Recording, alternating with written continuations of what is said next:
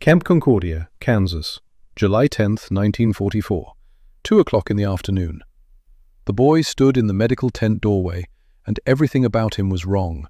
7 years old, silent as stone, his right arm hanging stiff at his side, like something broken that had healed incorrectly.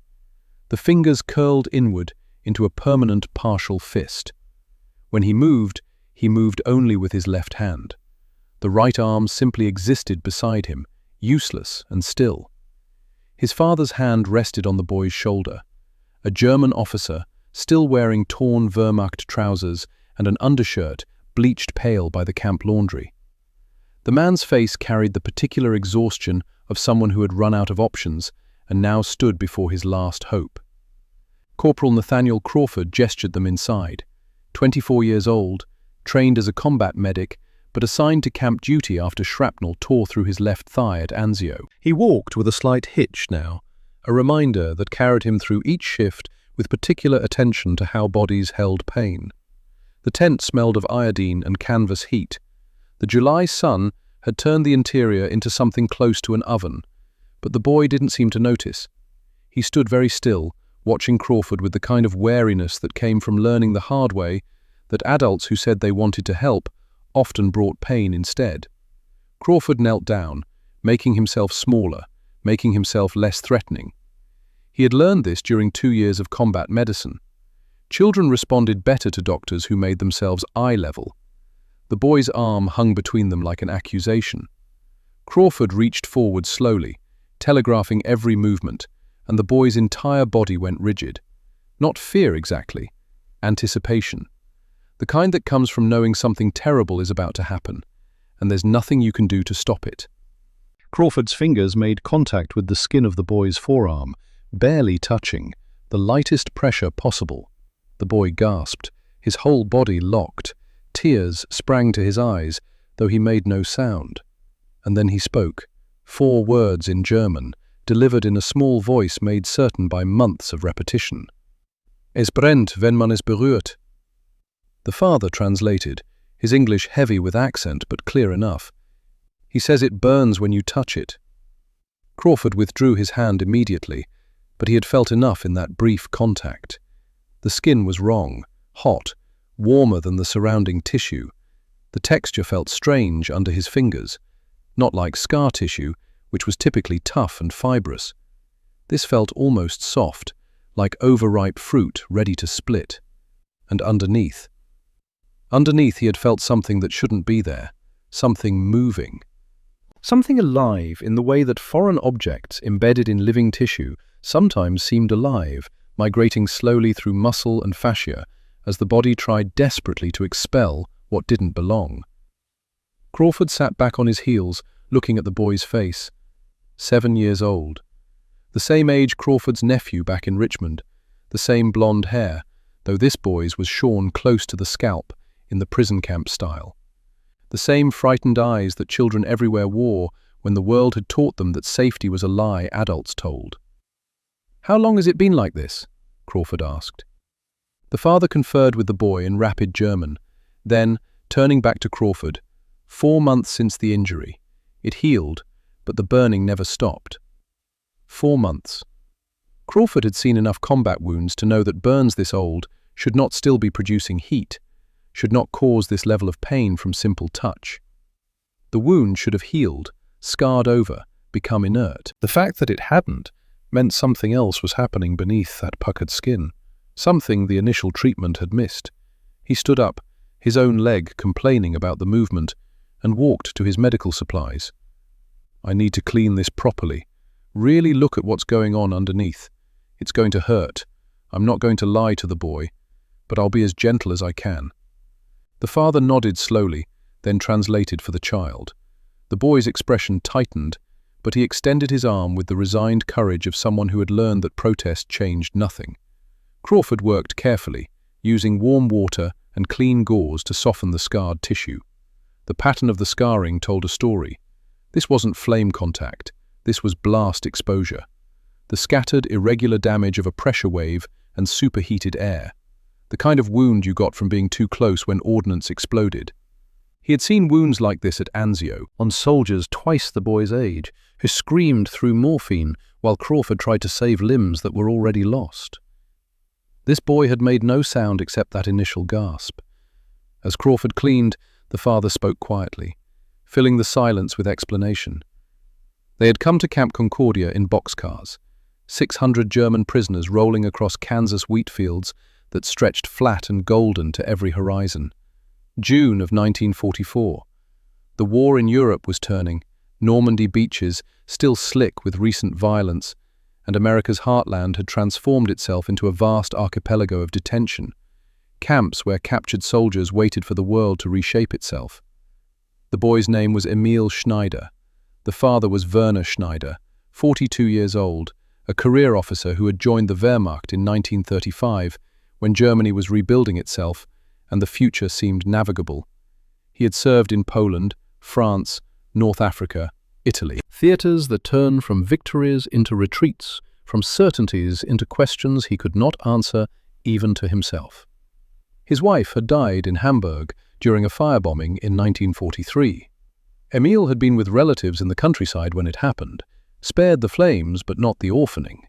Werner had arranged for the boy to join his unit in Italy, an irregular decision frowned upon but tolerated in the chaos of 1944 when rules bent under the weight of too much loss. Emil had travelled with the regiment for 4 months before the Normandy invasion scattered them into captured fragments. Now they shared a barrack in Camp Concordia with 38 other prisoners, sleeping on iron cots under canvas roofing that trapped heat like a greenhouse. The arm had been injured in Italy, during an Allied bombing run that caught the regiment during an evening meal. Emil had been near the supply truck when the ordnance struck.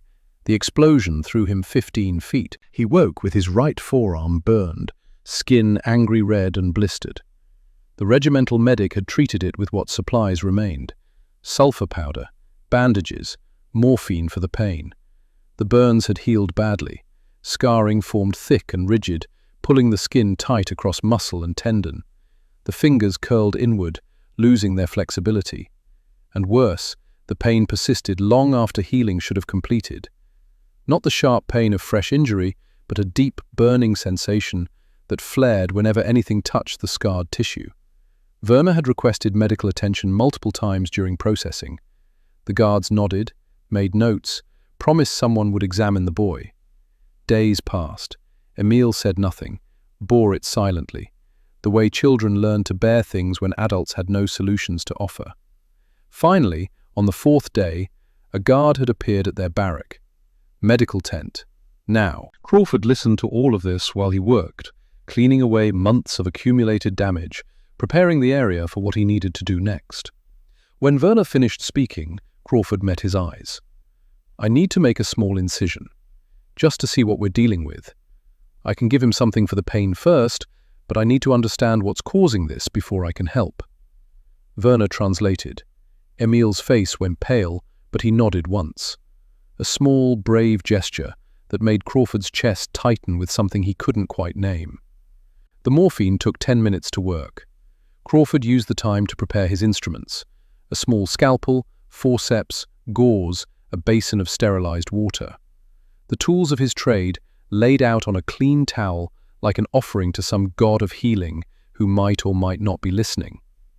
When Emil's breathing had deepened and some of the tension had left his small shoulders, Crawford began.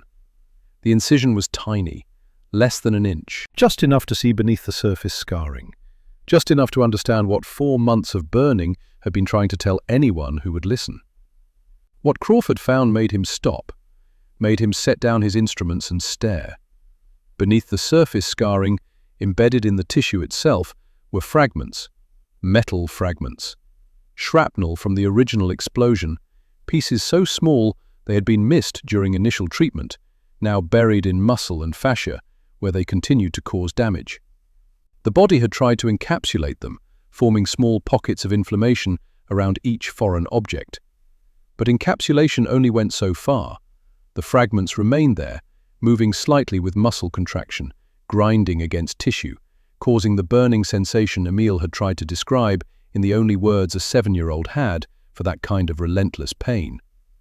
One piece had nearly reached the surface, visible beneath the translucent scarred skin like a dark seed waiting to sprout. Crawford had seen shrapnel wounds before, had treated them in Italy, pulling metal from soldiers' bodies in aid stations behind the front lines. But never in a child. Never in tissue this young and resilient, fighting so hard to heal around damage it could not expel. He sat back slowly, the full weight of what he was seeing settling into his understanding, like stones into deep water. "There's metal in there," he said quietly, not looking away from the small incision that had revealed so much. Shrapnel, multiple pieces embedded deep. Werner's face went pale in a way that had nothing to do with the tense heat.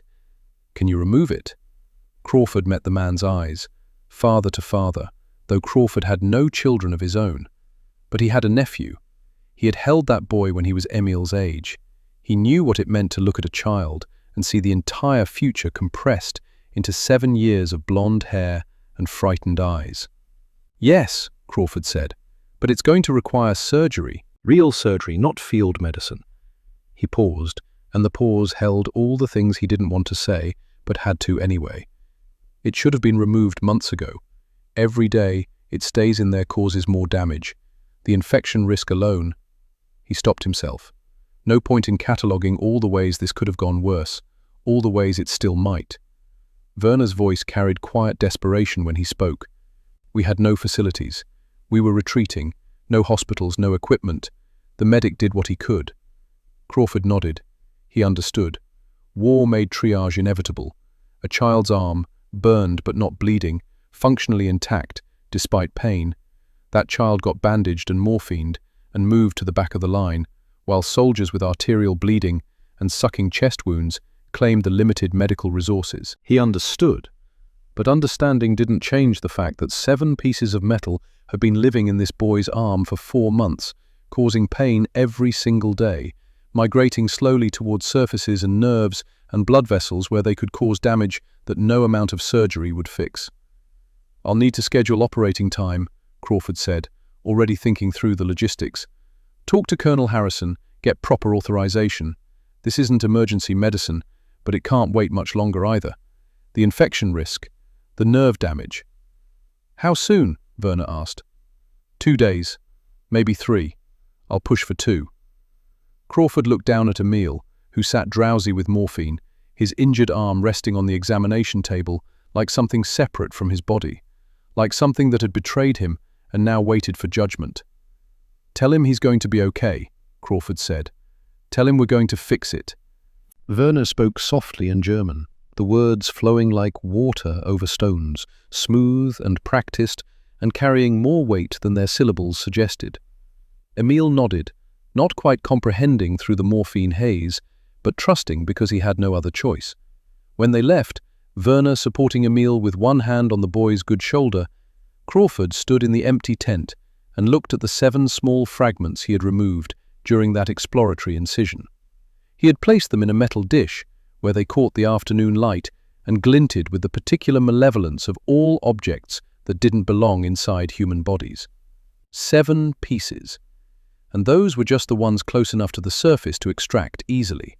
How many more were buried deeper?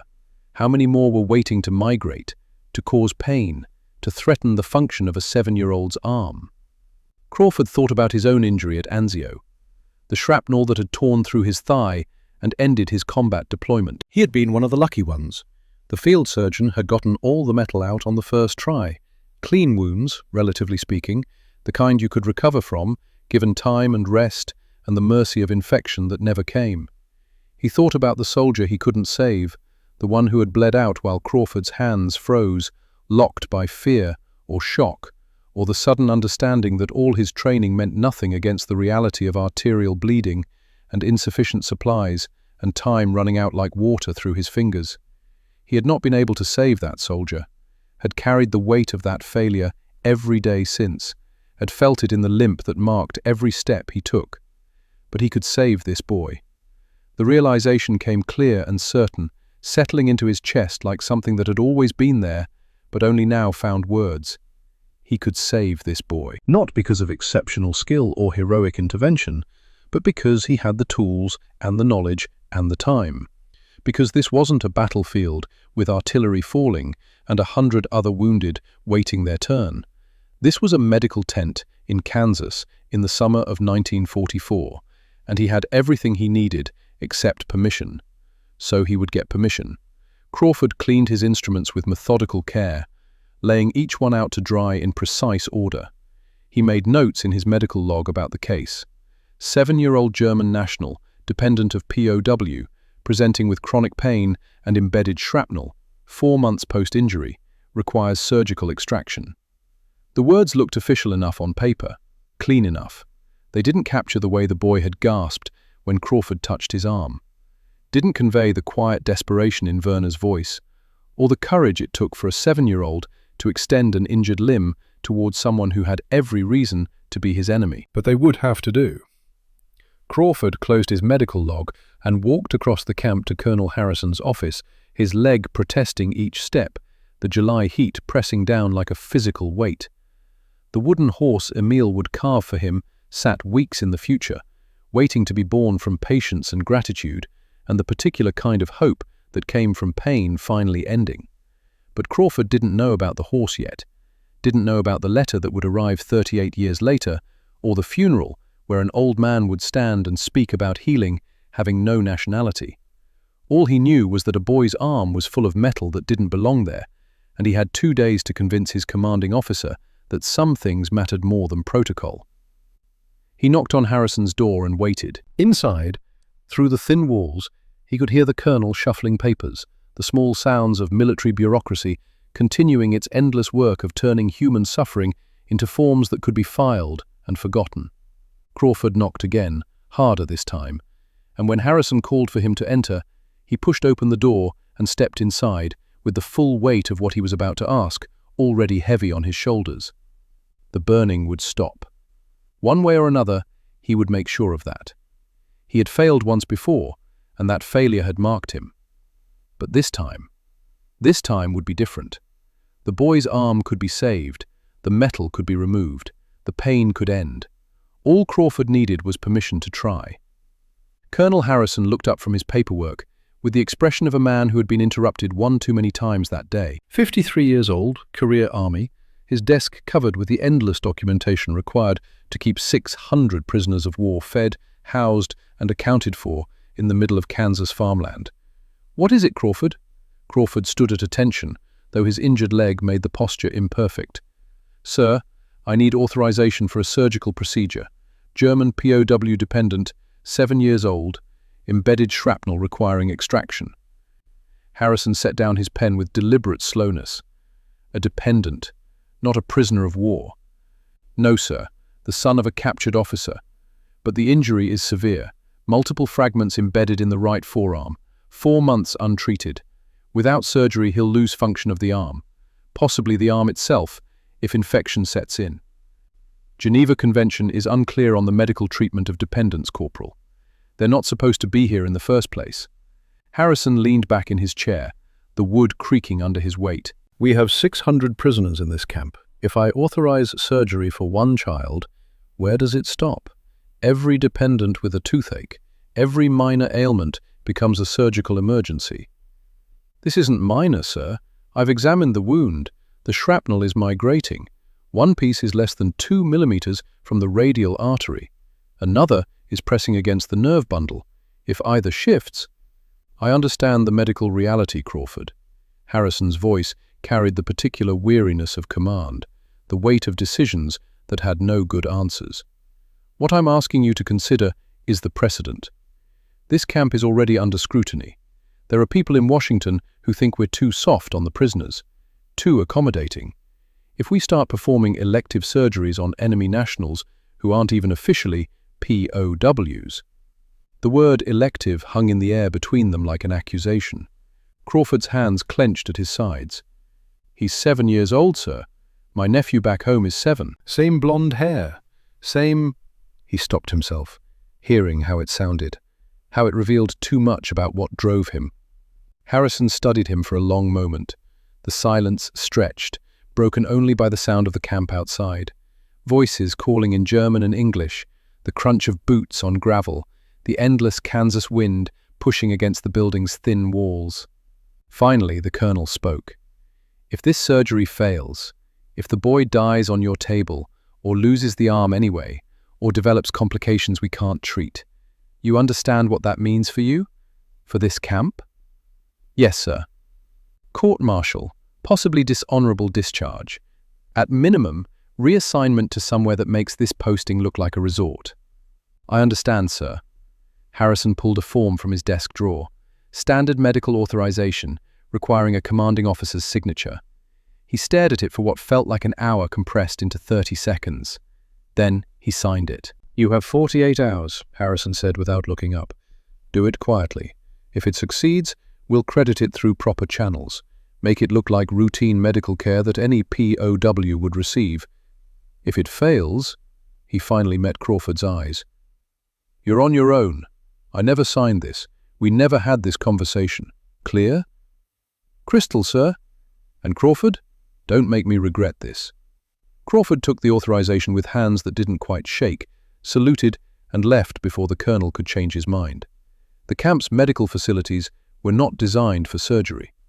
The tent held examination tables, bandage supplies, medications for common ailments, but nothing approaching an operating theatre. Crawford spent the next 2 days preparing, requisitioning proper surgical instruments from the Army Hospital in Salina, sterilizing everything that could be sterilized, hanging additional canvas sheets to create the cleanest environment possible under the circumstances. Corporal Vincent helped without being asked. 26 years old, had worked in a Chicago hospital before the war, steady hands and steadier nerves. Together, they transformed the medical tent into something that might, with luck and prayer, be adequate for what Crawford intended to do. Private Garrett managed supplies, a quiet man from Georgia who had learned the value of preparation during the North Africa campaign. He brought extra morphine, clean linens, instruments Crawford hadn't thought to request but would need. The night before the surgery, Crawford couldn't sleep. He lay on his cot in the medical staff barracks, staring at the canvas ceiling, replaying every step of the procedure in his mind. The incisions he would make, the order in which he would extract the fragments, the suturing technique that would give the best chance of proper healing. And underneath all the technical preparation ran a darker current. The memory of Anzio, the soldier who had bled out while Crawford's hands froze. The way time had seemed to slow and accelerate simultaneously, giving him both too much time to understand what was happening and not nearly enough time to stop it. His hands had locked, simple as that. Some primitive part of his brain had looked at the arterial spray, the impossible amount of blood, and had simply refused to move. By the time Crawford forced them back into action, it was already too late.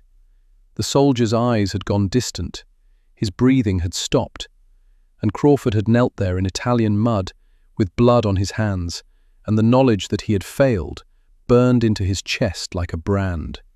He hadn't frozen since, hadn't allowed himself to, but the fear lived in him like a second heartbeat, waiting for the moment when his hands might betray him again. Crawford got up, lit a cigarette with shaking fingers, and walked outside into the Kansas night. The camp was quiet, except for the guards making their rounds. Somewhere in the prisoner barracks, Emil Schneider was sleeping, or trying to. A 7-year-old boy who had learned that tomorrow often brought pain and rarely brought relief. Crawford smoked the cigarette down to nothing and went back inside. Sleep or no sleep, morning would come, the surgery would happen, and his hands would either remember how to save a life or they wouldn't. He chose to believe they would. Dawn came cold and clear on July 12th. Crawford was already in the medical tent when Werner brought Emil at 6 in the morning. The boy looked smaller somehow, as if the knowledge of what was coming had physically diminished him. His right arm hung at his side, and his left hand gripped his father's sleeve with white-knuckled intensity. Vincent and Garrett had everything prepared, the instruments laid out in precise order, the anesthesia ready, the additional canvas sheets creating a space that was as close to sterile as canvas and Kansas dust would allow. Werner was dressed in the same torn Wehrmacht trousers and pale undershirt. His face carried the grey exhaustion of a man who had been awake all night, maintaining a vigil against possibilities too terrible to name. "He can stay," Crawford said, gesturing to Werner. "If Emil wants him here, he can stay." Werner translated. Emil nodded, then said something in German that made Werner's face crumple for just a moment before he regained control. He says he wants his father to see that American doctors are kind, so when the war is over, he can tell other German children not to be afraid. Crawford felt something tighten in his chest. He knelt down to Emil's level one more time, looking the boy in the eyes. "I'm going to fix your arm," he said slowly, clearly, hoping the tone would convey what the words might not. "When you wake up, the burning will be gone. For stayin', understand?" Emil nodded solemnly. Then he did something unexpected. He extended his right hand, the injured one, offering it to Crawford in a handshake. A formal gesture, old-fashioned and dignified, the kind of thing a man might do before entering into a solemn agreement. Crawford took the hand gently, feeling the heat still radiating from the damaged tissue, feeling the way Emil's fingers couldn't quite close properly around his own. "Danke," Emil whispered. Then, in careful English, "Thank you." They positioned Emil on the examination table that would serve as an operating surface. Crawford prepared the chloroform, pouring it onto clean gauze with careful precision. Too much, and the boy might not wake up. Too little, and he would wake up during the surgery itself, which was a horror Crawford refused to contemplate. "I need you to count backward from 10, Crawford said, positioning the gauze over Emil's nose and mouth. "Can you do that?" "10, 9, 8. Emil's eyes were wide but trusting as the gauze descended. He began counting in German, his small voice growing softer with each number. 10, 9, 8, 7, 6. His eyes fluttered closed at 6, his breathing deepened, slowed, steadied into the rhythm of unconsciousness. Werner stood behind Crawford, close enough that Crawford could hear the man's breathing, rapid and shallow, the sound of someone trying very hard not to fall apart. Crawford prepped the surgical site with iodine, watching the brown stain spread across Emil's pale skin like a map of what was to come. The smell filled the tent, sharp and chemical, mixing with the canvas heat that was already building, despite the early hour. He selected his scalpel, tested its edge against his thumb, then made the first incision. The flesh parted cleanly under the blade. Blood welled up, controlled and manageable, exactly as it should be. Vincent was there immediately with gauze, soaking up the excess, keeping the surgical field clear. Crawford worked with focused precision, cutting through the layers of scar tissue that had formed over the past 4 months. The tissue was thick, fibrous, harder to cut through than healthy flesh. Underneath, the inflammation was worse than he'd expected. The muscle tissue was angry red, swollen, showing signs of chronic infection that had been held at bay by Emil's young immune system but had never fully resolved. The smell when he breached the deeper tissue was unmistakable. Not the sharp odor of fresh infection, but the duller, more persistent smell of tissue that had been fighting a losing battle for months. Vincent met his eyes over the surgical field. Neither of them said anything, but the look conveyed understanding. This was bad. Worse than the exploratory incision had suggested. But they were committed now. No turning back. Crawford located the first fragment by feel, his fingers tracing through the inflamed tissue until they found the hard edge of metal where metal shouldn't be. It was small, perhaps the size of a grain of rice, but its edges were sharp enough to have been causing damage with every movement of Emil's arm. He worked the forceps around it carefully, ensuring he had a solid grip before applying traction. The fragment came free with a small, wet sound, bringing with it a pocket of yellowish fluid that spoke of encapsulation and low-grade infection. Crawford dropped it into a metal tray, where it landed with a small clink. 1 down, 6 more to go. Werner counted softly behind him. 1. The second and third fragments were close together, embedded in the same pocket of inflamed tissue. Crawford extracted them in quick succession, his movements growing more confident as his hands remembered the familiar rhythm of surgical work. 2, 3. The fourth fragment was larger, irregular in shape, with one edge that had been grinding against the muscle sheath. When Crawford pulled it free, he could see the damage it had caused. A groove worn into the tissue, filled with granulation, that would need to be debrided before closing. Veer. Vincent sponged away blood, his movements synchronized with Crawford's in the wordless dance of surgical teamwork. Garrett stood ready with additional instruments, anticipating needs before they were voiced. The tent was silent, except for Emil's breathing, steady and deep under the chloroform, and the small sounds of surgery. Metal on metal, gauze on flesh. The wet work of healing done with sharp instruments and careful hands. Crawford located the fifth fragment and stopped. This one was buried deepest, lodged against the radius bone where it had created a pocket of chronic infection. The tissue around it was dark, necrotic in places, and the fragment itself was positioned less than 2 millimeters from the radial nerve. One wrong move, one slip of the forceps, one moment of imprecision, and Emil would lose motor function in his hand. Permanently, irrevocably. Crawford's hands began to shake. Not much, just a tremor, barely visible. But in surgery, barely visible was the difference between success and catastrophe. He pulled his hands back, set down the forceps, closed his eyes. Anzio rushed back in full force, the arterial spray, the locked hands, the soldier's life running out, while Crawford stood frozen, unable to move, unable to help, unable to do the one thing he had been trained to do. Vincent noticed immediately. "Doc," he said quietly, "your hands." Crawford opened his eyes but didn't reach for the instruments. "I know." Behind him, Werner shifted, the German officer who had entrusted his only remaining family to an enemy's care, who had no choice but to stand and watch, and hope that the American medic's skill was greater than the weight of whatever memories haunted him. Werner spoke, his English broken but deliberate. "Doctor, my son, he trusts you. I trust you." The words were simple, almost banal in their simplicity, but they cut through Crawford's paralysis like a scalpel through scar tissue. Emil trusted him. This 7-year-old boy, who had every reason to fear Americans, who had been taught that capture meant torture and death, who had learned through bitter experience that adults who promised to help usually brought pain instead. That boy had looked at Crawford with clear eyes and said, "Thank you," before surrendering to unconsciousness. Crawford opened his eyes, looked down at Emil's small form on the table, at the surgical site that was half completed, at the fragment that needed to come out before this boy could have any chance at a normal future. He picked up the forceps. His hands were steady. He excavated around the fragment with infinite care, cutting away the necrotic tissue, separating the metal from the nerve bundle by fractions of millimeters.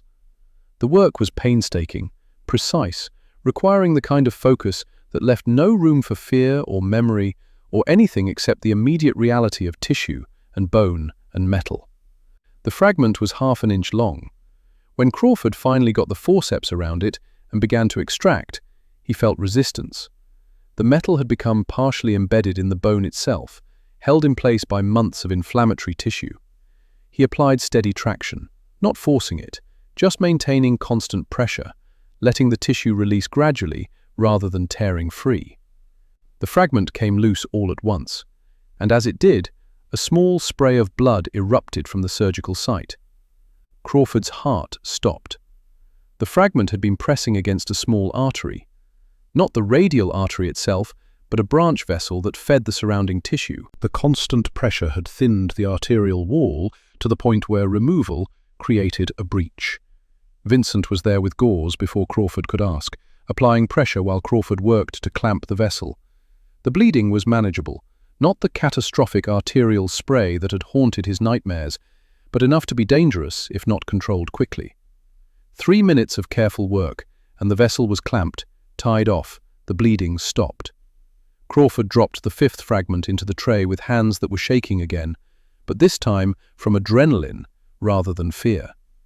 If he had waited, if he had delayed the surgery by even 1 more day, that fragment would have eroded through the arterial wall completely. Emil would have had an internal bleed that no field hospital in Italy could have stopped. The boy would have died, probably in his sleep, drowning in his own blood, while his father slept 3 feet away, helpless. Werner saw the blood, saw the sudden flurry of activity. His face went white, and he swayed on his feet. "It's controlled," Crawford said without looking up. "We got it. He's fine." Vincent shot him a look that said, "We'll discuss how fine he is later," but nodded confirmation to Werner. The 6th and 7th fragments came out easily by comparison. Both were superficial, caught in the muscle tissue but not threatening any vital structures. Crawford extracted them with swift efficiency, dropped them into the tray where they clinked against their fellows, and turned his attention to closing. 7 fragments total. 7 pieces of metal that had been living in a 7-year-old's arm for 4 months, causing pain with every movement, every touch, every moment of every day. Crawford began suturing in layers, deep tissue first, using absorbable sutures that would dissolve as the wound healed. Then the muscle layer, bringing the separated tissue back together with careful stitches that distributed tension evenly. Finally, the skin, each suture placed with precision, creating a closure that would heal with minimal scarring. The work was meticulous, time-consuming, necessary for proper healing. When he finally tied off the last suture and stepped back, 3 hours and 20 minutes had passed. Emil's forearm was dressed in clean white bandages, the surgical site hidden beneath gauze and tape. His breathing remained steady and deep. His color was good. All the vital signs that Crawford had been monitoring throughout the procedure remained stable. Crawford peeled off his blood-stained gloves and looked at Werner. The German officer was staring at the 7 metal fragments in the tray. His face carried an expression Crawford had seen before on other fathers in other medical tents.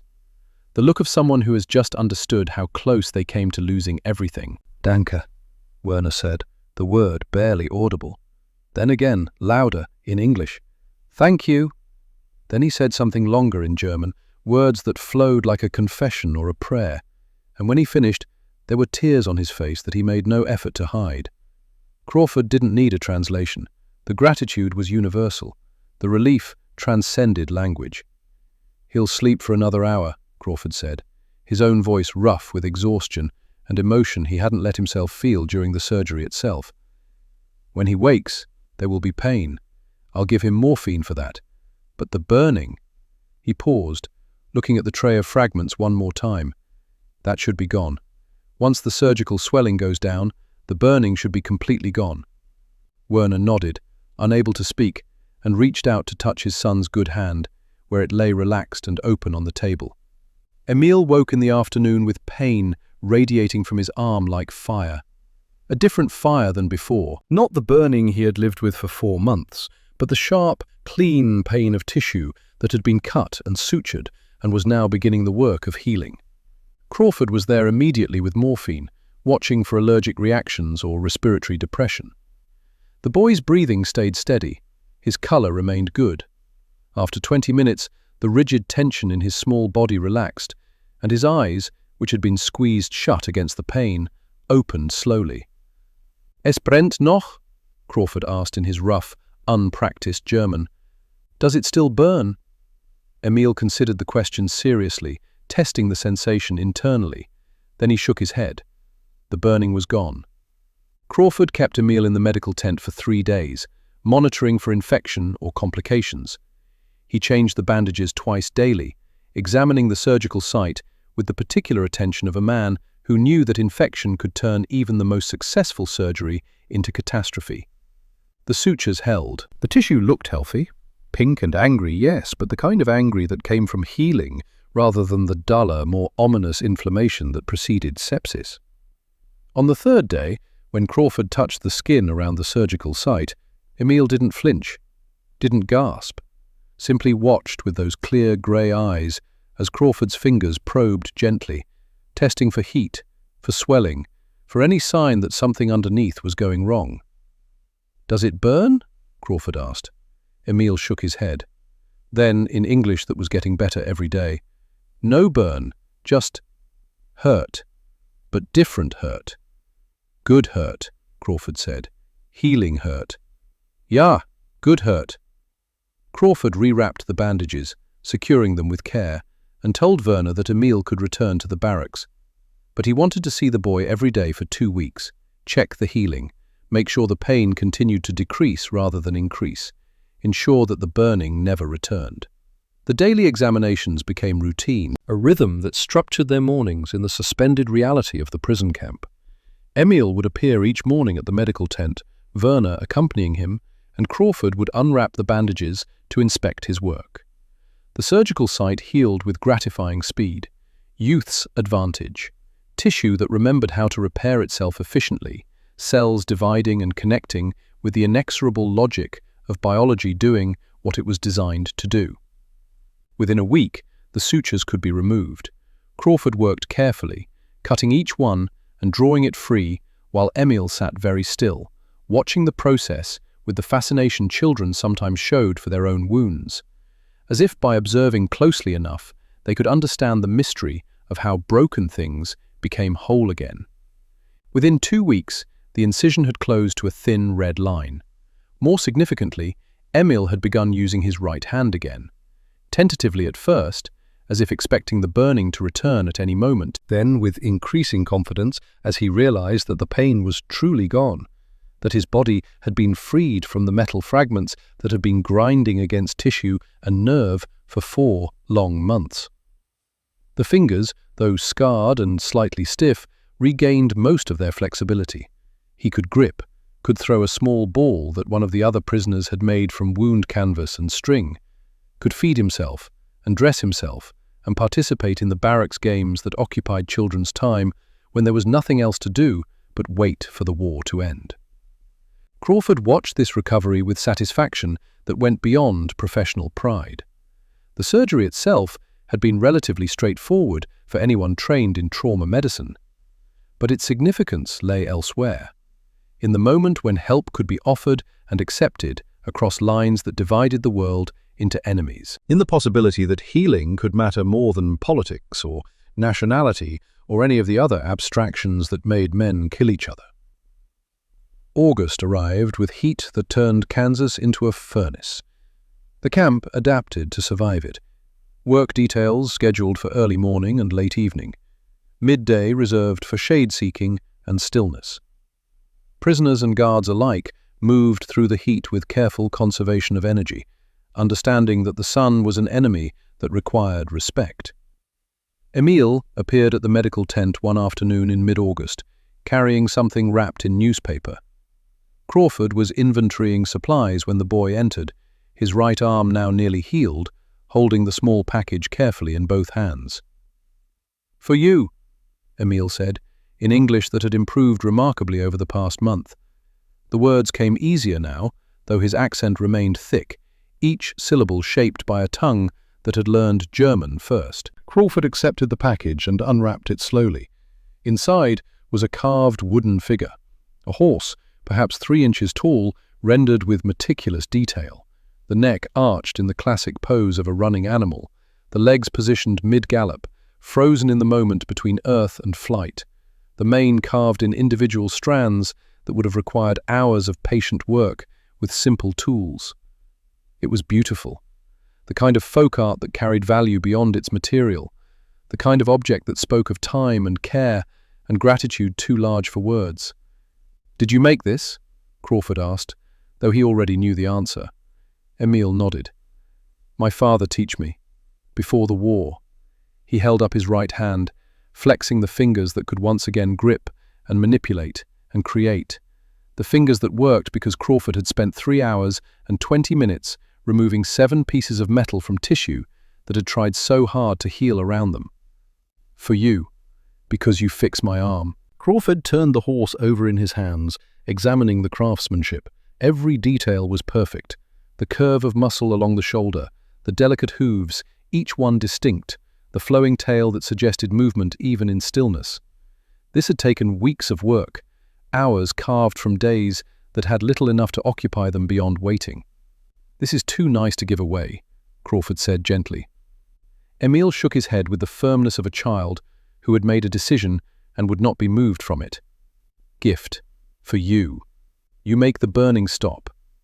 Something shifted in Crawford's chest, an emotion he couldn't quite name, gratitude and sadness and recognition all mixed together, recognition that this child had experienced things no child should have to carry, that he had learned to endure pain in silence because protest changed nothing, that he had been taught to expect cruelty from Americans and instead had received care. "Thank you," Crawford said quietly. "I'll keep it safe." Emil smiled then. A genuine smile that transformed his serious little face into something briefly carefree, the expression of a 7-year-old who was simply happy to have given a gift that pleased. Then he said something in German, rapid and earnest, his eyes bright with the intensity of whatever message he was trying to convey. Werner appeared in the tent doorway. He had been waiting outside, giving his son this moment of privacy.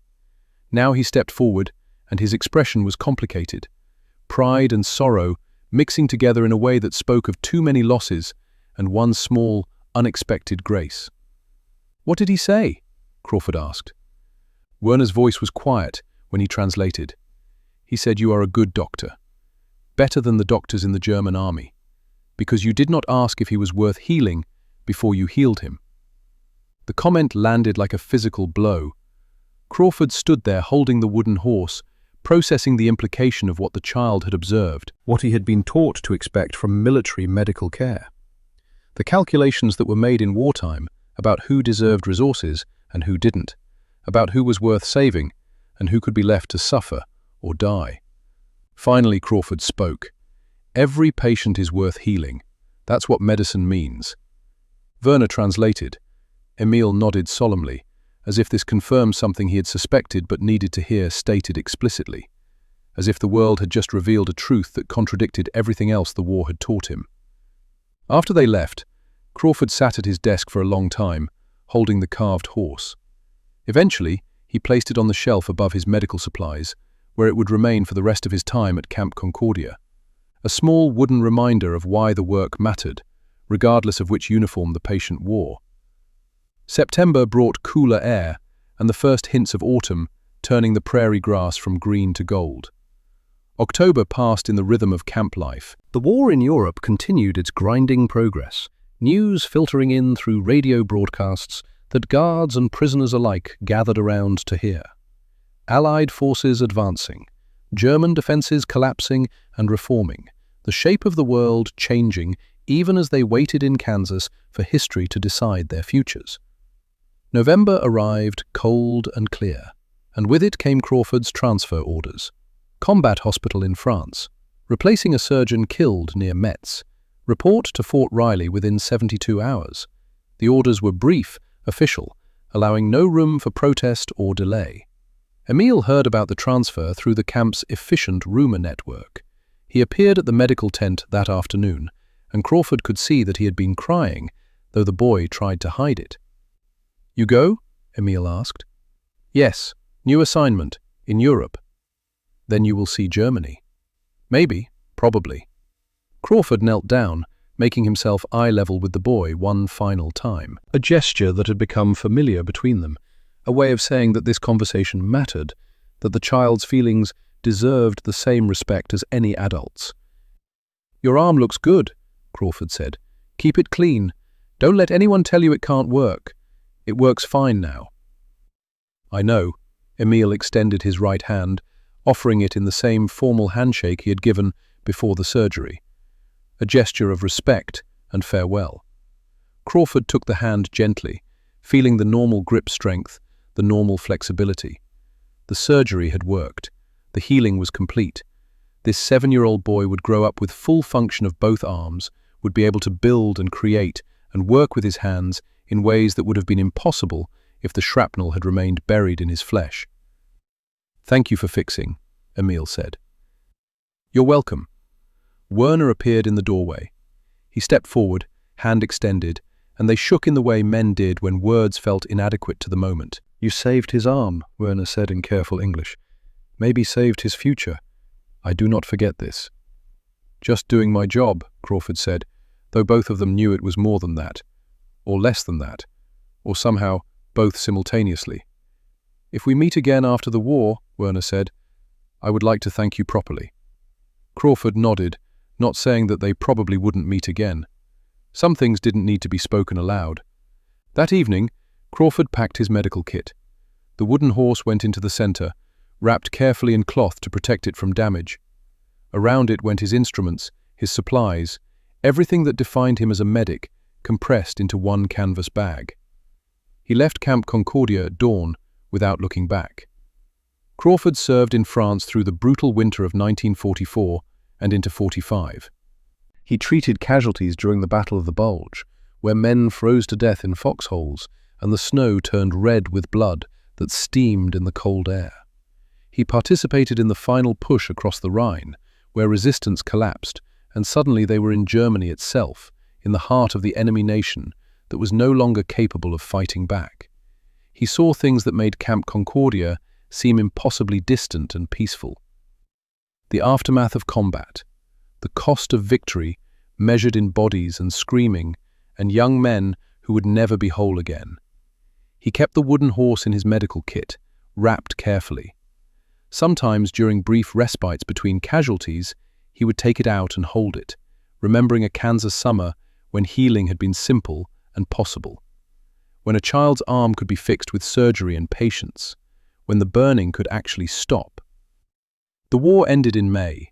Crawford was near Stuttgart by then, treating German civilians alongside American soldiers. The defeated population struggled with occupation and scarcity, and Crawford wondered occasionally about Werner and Emil Schneider, whether they had survived, where they were, what futures they might build in a Germany that barely resembled the nation they had left. He never saw them again during the war. After his discharge, Crawford returned to Richmond. He completed his medical degree using GI Bill benefits, married a nurse named Catherine, who understood why he sometimes woke from nightmares, and had 3 children who grew up hearing carefully edited stories about their father's war service. He opened a family practice and treated everyone who came through his door with the same care, regardless of race or wealth or anything else that might have divided them. He had learned at Camp Concordia that every patient was worth healing. It was a lesson that stayed with him through 37 years of practice. The wooden horse sat on his office desk the entire time. Patients would sometimes ask about it, and he would tell them a simplified version of the story. A German boy in a prison camp, an arm full of shrapnel, a surgery that worked when it might not have. Crawford was 62 years old when the letter arrived in 1982. It came through a veterans organization, forwarded from address to address until it finally found him. The return address was in Germany. His hands trembled slightly as he opened it. The letter was written in perfect English, the grammar formal but precise. It began simply, "Dear Dr. Crawford, I do not know if you remember me. I was 7 years old in Camp Concordia, Kansas in 1944. You removed metal from my arm. You stopped the burning I had lived with for months." Crawford sat down slowly, the letter shaking in his hands. Emil described his life, the return to devastated Germany, his education in engineering, which would have been impossible without full use of both hands, his work designing precision instruments and industrial equipment, his marriage, his 3 children. "My hands work perfectly," Emil wrote, "both of them. The scarring is barely visible. I have full strength, full flexibility. I can build things. I teach others to build things. All because you saw me as a patient rather than an enemy." The letter continued, "My father died in 1967. Before he died, he told me to find you if possible, to thank you one more time. He said you showed him that medicine could be about healing rather than choosing who deserved to heal. He said that lesson mattered more than he could express." Crawford's vision blurred. "I have 3 children of my own now," the letter concluded. "When they ask me about the war, I tell them about the American doctor who fixed my arm, even though we were enemies. I want them to understand that humanity can survive anything, even war, if we remember to see each other as human. Thank you for the burning you stopped. Thank you for the future you gave me. With deep gratitude, Emil Schneider." Crawford read the letter 3 times before he could bring himself to respond. When he finally did, his reply was simple. "Dear Emil, I remember you perfectly. I remember your father. I remember the surgery. I am glad your arm healed well. Glad you built a life with hands that work. You don't need to thank me, but I will tell you this, healing is always worth attempting. Always. Regardless of politics or nationality. Your father understood that. He raised you to understand it too. That's worth more than any surgery I performed. Keep building things. Keep using those hands. That's thanks enough." Nathaniel Crawford. They exchanged Christmas cards after that. Annual updates documenting children growing, careers progressing, the slow accumulation of peaceful years. The cards came faithfully every December, each one signed in precise handwriting that showed no tremor, no lingering damage from what had happened in 1944. Crawford was 77 years old when he died in January of 1997. His funeral was held in Richmond on a cold morning. His children were there, his grandchildren, colleagues from decades of practice, patients who remembered his kindness. And standing in the back of the church was a 60-year-old man who had flown from Germany to say goodbye. Emil Schneider waited until the formal service ended. Then he approached Crawford's widow and introduced himself with quiet dignity. Catherine recognized the name immediately. Her husband had told her the story many times over the years. The wooden horse still sat on the desk in Crawford's home office. Emil gave the eulogy at the graveside. His English was perfect now, with only the slightest trace of accent remaining after 5 decades. "This man saved my arm when I was 7 years old," Emil said, his voice steady despite the emotion behind it. "But more than that, he taught me that healing has no nationality, that seeing someone as human comes before seeing them as enemy. My father learned this lesson watching Dr. Crawford work. I learned it through the kindness he showed a child who had every reason to expect cruelty instead." He paused, looking at the casket. "When my children ask me what I learned from the war, I tell them about Dr. Crawford. I tell them that even in the darkest times, there are people who choose to heal rather than harm, who choose to see the person in front of them rather than the uniform they wear. That is the legacy he left me, and it is a legacy I have tried to pass forward in everything I build." The wooden horse was buried with Crawford that day, placed in the casket by his eldest son, who had grown up with that carved figure watching over his father's work. 53 years it had sat on Crawford's desk, a reminder of a Kansas summer and a 7-year-old boy, and the moment when healing became possible again. Emil Schneider lived until 2018, 81 years old. His hands worked perfectly until the end. He built things. He taught others to build. And when his grandchildren asked what he had learned from the war, he would show them the thin, white scar on his arm, barely visible after 74 years. "This is where the burning stopped," he would tell them, "where an American doctor decided that healing mattered more than nationality, where my father learned that kindness could cross any border." It was a lesson learned in a medical tent in Kansas in the summer of 1944, when a 24-year-old medic looked at a 7-year-old enemy and saw only a child who needed help. The burning stopped that day, and in its place came something that lasted far longer than pain ever could. The understanding that healing, unlike war, has no nationality at all,